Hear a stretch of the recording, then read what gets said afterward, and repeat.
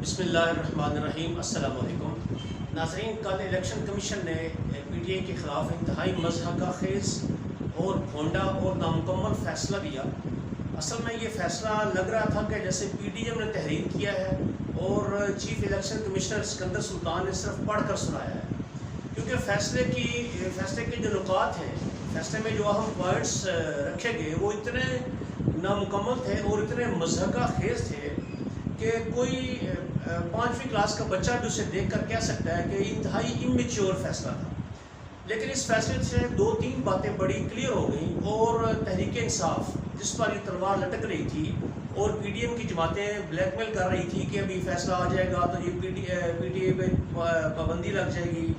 عمران خان صاحب نااہل ہو جائیں گے، یہ ساری باتیں وہ کر رہے تھے۔ ایک تو یہ باتیں ختم ہو گئی ساری، کیونکہ 2 چیزیں تھیں مین جس پہ ڈسکشن ہو رہی تھی، ایک یہ فارن فنڈنگ اور دوسرا ممنوعہ فنڈنگ۔ تو یہ ثابت ہو گئی کہ یہ فارن فنڈنگ نہیں تھی، ممنوعہ فنڈنگ تھی، جو کہ وہ بھی ثابت نہیں ہو سکی، اور شوکاز نوٹس جاری کیا گیا ہے پی ٹی آئی کو کہ آپ آ کر یہ 16 اکاؤنٹس جو انہوں نے دیے ہیں مختلف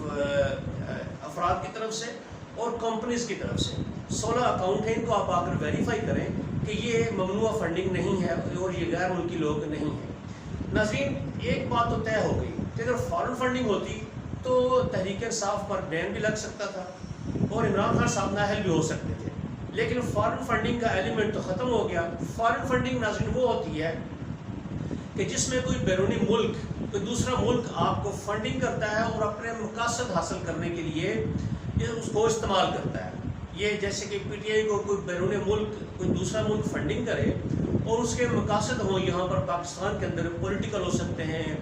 ڈیفنس کے حوالے سے ہو سکتے ہیں، سوشل ہو سکتے ہیں، یا کسی بھی طرح کے کوئی مقاصد ہو سکتے ہیں بیرونی ممالک کے، وہ پورا کرنے کے لیے اگر فنڈنگ کی جائے تو وہ فارن فنڈنگ تصور کی جاتی ہے۔ ایسی تو کوئی بات ہی نہیں ہے ناظرین۔ جتنے پی ٹی آئی ہے یا اس کے جو لیڈر ہیں عمران خان صاحب، جتنے وہ محب وطن ہیں، ان پر کسی قسم کا شک کیا ہی نہیں جا سکتا۔ بیرون ممالک کی دشمنی کی وجہ سے ہی تو ان کی حکومت گرائی گئی،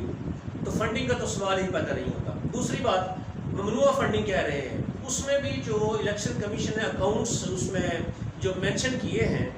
وہ کچھ تو پاکستانی نکلے جو کمپنیز پاکستان میں ہیں، اور ایک تو اس میں ایسا بندہ نکلا جو پی ٹی آئی کا سابق ٹکٹ ہولڈر ہے، ایم پی اے کے لیے ٹکٹ ہولڈر تھا۔ اس نے 10,000 فنڈنگ کی، اور وہ بھی اس کی کمپنی کا نام چونکہ اس طرح کا تھا تو انہوں نے سمجھا یہ عقل کے اندھے جو بیٹھے ہوئے یہاں پر اتنی بڑی سیٹوں پر چیف الیکشن کمشنر بن کر،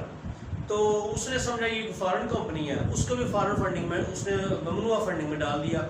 اور پھر ایک اتنی مضحکہ خیز بات، پاکستان میں امریکن ہیں، پاکستانی سٹیزن ہیں جن کے پاس، جن کی ایک پاکستانی جن کی بیوی انڈین ہے لیکن وہ امریکن تھی، انہوں نے امریکن انڈین ہے وہ، تو اس سے شادی کرنے کے بعد جب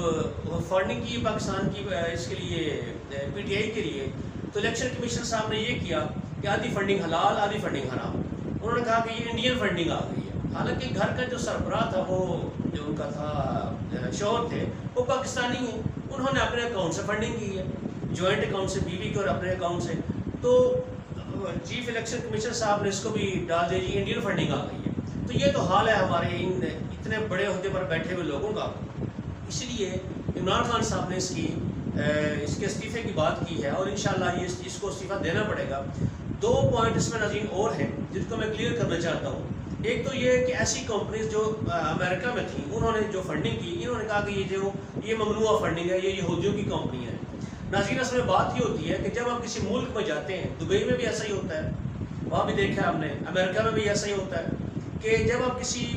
ملک میں جاتے ہیں، وہاں پر آپ کاروبار کرتے ہیں، اس کے لیے بھی آپ کو وہاں پر کوئی کمپنی یا فرم اسٹیبلش کرنی پڑتی ہے۔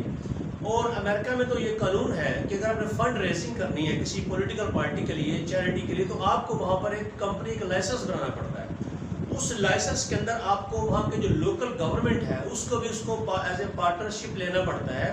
اور ایک کمپنی بنتی ہے جسے کہتے ہیں LLC، لمیٹڈ لائبلٹی کمپنی اسے کہتے ہیں۔ تو اس میں پھر یہ ہوتا ہے کہ 51 اور 49 کی پارٹنرشپ ہوتی ہے، لیکن جو کار اختیار پورا ہوتا ہے وہ انویسٹر کا ہوتا ہے، یا جو بھی فارن فنڈنگ وہاں پہ جو فنڈ ریزنگ ہوتی ہے اس کا ہوتا ہے، اور باقاعدہ اس کے اوپر گورنمنٹ کا چیک ہوتا ہے وہاں کی، اسی لیے LLC لائسنس بنایا جاتا ہے وہاں پہ۔ وہ ہر 6 مہینے بعد یا سال کے بعد جیسا بھی ان کا قانون ہے اس کے مطابق اس کی آڈیٹنگ ہوتی ہے اور باقاعدہ اس کو ٹرانسپیرنٹ بنایا جاتا ہے۔ اس لیے ایک تو اس بیس پر انہوں نے کہا کہ یہ امریکن کمپنی ہے کیونکہ اس میں امریکہ کا نام بھی شامل ہوتا ہے LLC کمپنی کے اندر، تو ایک تو یہ بےہودہ قسم کی باتیں کی انہوں نے جاہلیت کی بنیاد پر، اور دوسرا ایک اور انہوں نے کہا جی الیکشن کمیشن نے کہا کہ بیان حلفی غلط ثابت ہو گیا عمران خان صاحب کا۔ ناظرین اتنے عقل کے اندھے لوگ ہیں یہ، بیان حلفی اور ایک ایشورنس جو ایک یقین دہانی کرائی جاتی ہے، ایک سرٹیفکیٹ دیا جاتا ہے، اس میں فرق ہوتا ہے۔ جو سرٹیفکیٹ دیا انہوں نے عمران خان صاحب نے، انہوں نے کہا کہ یہ میری نالج کے مطابق جو مجھے فراہم کی گئی ہے معلومات، اس کے مطابق یہ چیزیں صحیح ہیں جو ہم نے پیش کی ہیں۔ ایک تو یہ بات ہوگی، اور جو بیان حلفی ہوتا ہے اس میں تو حلف دیا جاتا ہے کہ میں حلفاً اقرار کرتا ہوں کہ یہ جو میں نے لکھا ہے یا جو آپ کو ڈاکومنٹس میں دے رہا ہوں یہ بالکل صحیح ہے، اس میں کسی قسم کی کوئی غلطی نہیں ہے، میں حلف دیتا ہوں۔ ناظرین جن لوگوں کو بیرون ممالک میں جاب کرنے کا یا کاروبار کرنے کا یا باہر اسٹڈیز کے لیے جانے کا چانس ملا ہو، آپ نے دیکھا ہوگا کہ جو ہمارے ایجوکیشنل سرٹیفکیٹس ہوتے ہیں، جو ڈگریز ہوتی ہیں، جب ہم ان کو باہر سے ٹیسٹ کرواتے ہیں، باہر کی فارن جو ان کے ایمبیسیز ہوتی ہیں، جس ملک میں بھی ہم جائیں وہاں سے بھی ان کو ٹیسٹ کروانا پڑتا ہے، تو جب پاکستان سے اٹیسٹیشن ہوتی ہے اس کو دیکھنے کے بعد وہاں کی ایمبیسیز اس کو اٹیسٹ کرتی ہیں، لیکن جب وہ اٹیسٹیشن کرتی ہیں اس کے اوپر جو سٹیمپ لگاتی ہیں اس میں اگر آپ پڑھیں تو لکھا ہوتا ہے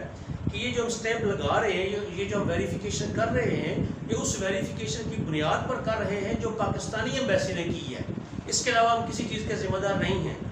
تو یہ عمران خان صاحب نے جو لیٹر دیا یہ بھی ایسا ہی تھا کہ یہ جو مجھے انفارمیشن دی گئی ہے، مجھے جو معلومات فراہم کی گئی ہے میرے اکاؤنٹنٹ نے، اس کے مطابق یہ ٹھیک ہے، بس اتنی سی بات تھی۔ اور بیان حلفی تو وہ ہوتا ہے جیسے نواز شریف نے دیا تھا، 50 روپے کا اس نے بیان حلفی دیا کہ میں بیمار ہوں، میں باہر جا رہا ہوں، 4 ہفتے کے اندر اندر میں واپس آ جاؤں گا علاج کروا کے، اور شہباز شریف میرا گارنٹر ہے، اور اسٹامپ پیپر کے اوپر 50 روپے کے وہ لکھ کے دے دی انہوں نے۔ یہ ہوتی ہے بیان حلفی جو حلفاً اقرار کرتے ہیں آپ، تو وہ بیان حلفی ہوتا ہے۔ یہ تو ایشورنس لیٹر ایک سرٹیفکیٹ ہوتا ہے۔ تو پھر تو یہ دو باتیں کلیئر ہو جائیں۔ اس کے بعد ناظرین دیکھیں، اب یہ تو تلوار ختم ہو گئی کہ جی عمران خان نااہل ہو جائیں گے، PTI کی اس پر بین لگ جائے گا۔ ویسے بھی ناظرین PTI پر بین اگر لگائیں بھی، سوچیں بھی، تو اب سوچیں کیا ریئیکشن ہوگا، عوام ایکسیپٹ کرے گی اس بات کو کہ میدان میں یہ پارٹیاں 14 پارٹیاں اس کا مقابلہ کر نہیں سکیں، اور ابھی سوچ رہی ہیں کسی ایسے بیک ڈور چینل سے اس کو نااہل کروا کے میدان خالی کیا جائے۔ ایسا تو ناظرین کبھی بھی نہیں ہو سکتا۔ اتنی مقبول ترین پارٹی اور مقبول ترین لیڈر کو آپ ایسا کر دیں تو ملک میں خانہ جنگی ہی صرف ہو سکتی ہے، آپ کی خواہشیں کبھی پوری نہیں ہو سکتی۔ یہ فیصلہ ناظرین اتنا بھونڈا تھا کہ اس کو جسٹیفائی کرنے کے لیے کل 14 پارٹیاں 15 منہ اور 16 پریس کانفرنس کی، انہوں نے 16 پریس کانفرنسز کی ان 14 پارٹیوں نے مل کر پورے دن، ایک دن کے اندر صرف یہی بار بار تاکہ لوگوں کو کسی طرح سے یقین آ جائے کہ یہ جو فیصلہ آیا ہے بہت اچھا فیصلہ آیا ہے، کیونکہ بہت بھونڈا فیصلہ ہے، اتنی غلطیاں ہیں۔ ابھی سپریم کورٹ جا رہی ہے، ابھی PTI ابھی کورٹ جائے گی، جب کورٹ جائے گی تو اس فیصلے کو وہ اڑا کے رکھ دیں گے، جتنی غلطیاں ہیں اس کے اندر۔ ایک تو ناظرین یہ بات تھی۔ دوسری بات، کور کمانڈر تھے کوئٹہ کے جنرل سرفراز علی، وہ ایک ہیلی کاپٹر حادثے میں جام حق ہو گئے، اور ان کے ساتھ 5 اور آرمی کے جوان تھے، جن میں ٹوٹل 6 افراد تھے جو شہید ہوئے، 5 آفیسرز تھے اور ایک ان میں نان کمیشن جو نوجوان تھا۔ تو ناظرین یہ انتہائی دکھ کی بات ہے، کیونکہ ہماری فوج ہمارے لیے فخر ہے، ہمیں اپنی فوج سے محبت ہے، ہم اپنی فوج سے پیار کرتے ہیں، کیونکہ یہ ہمارے ملک کی دفاع کی ضامن ہوتی ہے۔ لیکن اس میں چند گندے انڈے ہیں جنہوں نے کچھ غلط کام کیے ہیں، جس کی وجہ سے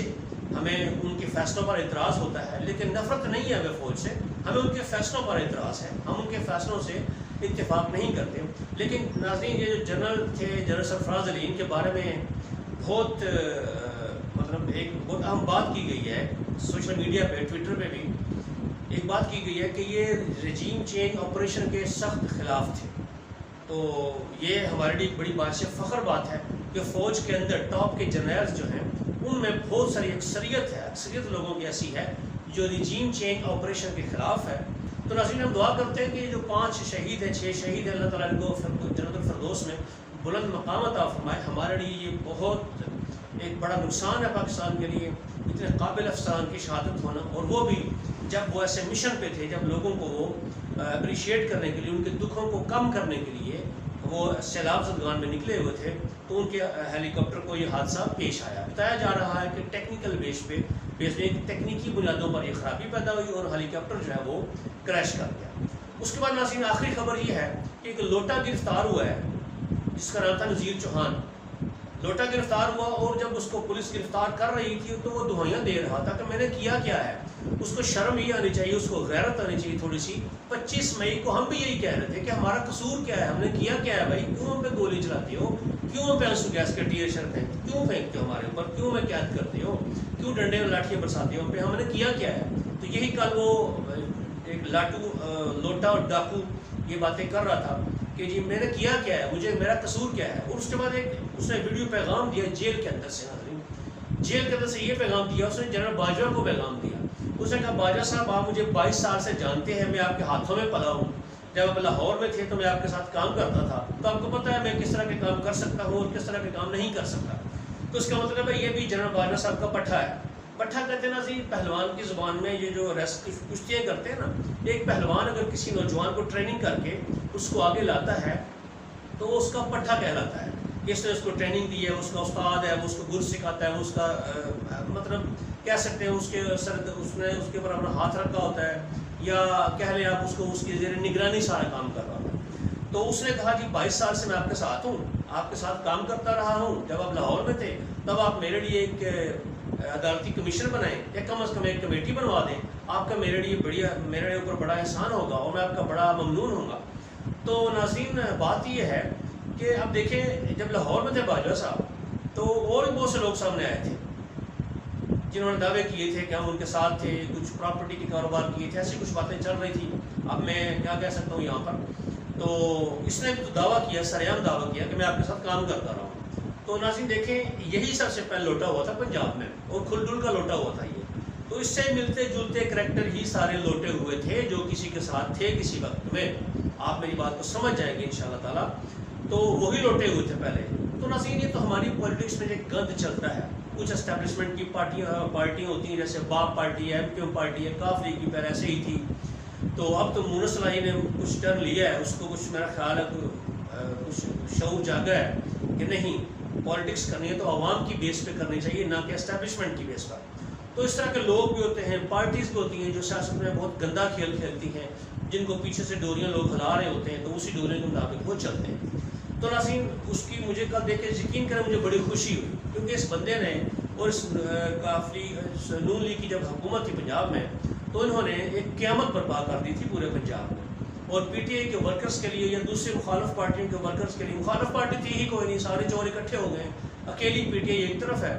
اور باقی ساری جماعتیں ایک طرف ہیں. مجھے تو دکھ اس بات کا ناظرین ہوتا ہے, ایک جماعت تحریک لبیک جسے مذہبی جماعت گردانتے ہیں, اس نے بھی اسٹیٹمنٹ جاری کر دی اس الیکشن کمیشن کے فیصلے کے اوپر. اس کو بھی سوچنا چاہیے, جو سعد رضوی ہے اس کا جو سربراہ ہے ابھی, تو اس کے اوپر سوچنا چاہیے کہ جب وہ احتجاج کرتا تھا عمران خان کی حکومت کے دوران فرانس کے سفیر کو نکالنے کے لیے, انڈیا نے جب اس نے کی تھی, انڈیا کی وہ کیا نام تھا اس عورت کا, اس نے جب نبی صلی اللہ علیہ وآلہ وسلم کی شان میں گستاخی کی تھی تو اس کی زبان سے ایک لفظ بھی نہیں نکلا. وہی سعد رضوی, وہی تحریک لبیک والا. تو یہ بھی اسٹیبلشمنٹ کی پارٹی ہے, جب اس کو پیچھے سے ڈوری ہلاتے ہیں تو وہ آ جاتا ہے سڑکوں کے اوپر, جب ڈوری نہیں ہلاتے تو دم دبا کے بیٹھا رہتا ہے. تو ناظرین یہ ہمارے ملک کے ناسور ہے ساری چیزیں جو ہمارے ملک کو تباہ کرتی ہیں, اور آج تک تباہ کیا ہے انہوں نے. حقیقی جمہوریت کو انہوں نے اوپر آنے ہی نہیں دیا, عوام کے حقیقی جو فیصلے ہیں جو عوام چاہتی ہے وہ ہونے ہی نہیں دیے انہوں نے اسٹیبلشمنٹ کی جماعتوں نے. لیکن ناظرین اب ان کا وقت قریب آ چکا ہے, ان کا انجام سب اپنے انجام کو پہنچ چکی ہیں, اور انشاءاللہ جو آنے والے انتخابات ہیں ان میں بالکل ان کو واضح طور پر سمجھ آ جائے گی کہ انہوں نے کیا کرتوت کیے ہیں اور ان کی اصلیت کیا ہے. اب تک کے لیے ناظرین اتنا ہی. اگلی ویڈیو میں مزید کچھ انفارمیشن آپ کے ساتھ شیئر کروں گا. تب تک مجھے اجازت دیجیے, اپنا خیال رکھیے. اللہ حافظ.